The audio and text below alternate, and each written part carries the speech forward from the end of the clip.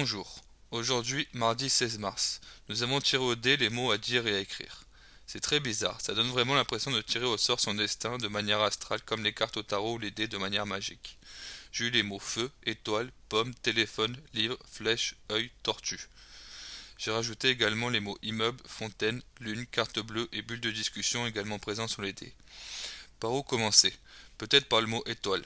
En tant que grand fan de foot, la France en possède deux sur son maillot, ce qui m'apporte beaucoup de paix et d'apaisement. Mais Paris et Toulouse aucune sur leur maillot, ce qui m'apporte beaucoup de stress et d'anxiété. C'est pour ça que je suis pas bien en partie. Pour ça, il faudrait qu'ils soulèvent la Ligue des Champions et la Coupe d'Europe. Ou alors qu'ils gagnent 10 fois le championnat de France. Le temps passe, l'horloge tourne, j'espère que cela puisse se faire rapidement. Ça fait partie des nombreux projets présents sur les bulles de discussion de mon téléphone, les mêmes projets que celui d'acheter un appartement dans le recoin miteux d'un vieil immeuble de Toulouse, mais cela pas avant 5 ans.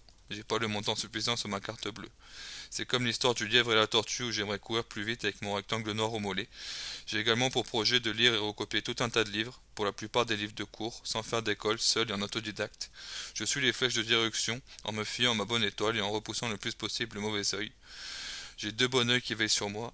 Un, celui de la marque visionnaire de Big Flo au lit. Deux, celui de mon petit chat, Ringan, celui qui peut voir l'avenir. Ça arrive parfois d'avoir le bon œil également aussi.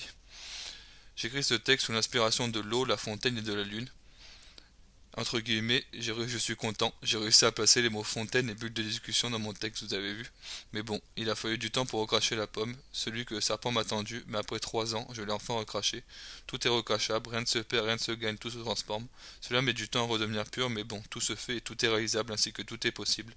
En tant que fan de Nike, cela me fait bizarre de réciter le slogan d'Adidas, mais bon, si celui-ci est positif. J'aimerais vraiment que Paris ait la petite étoile.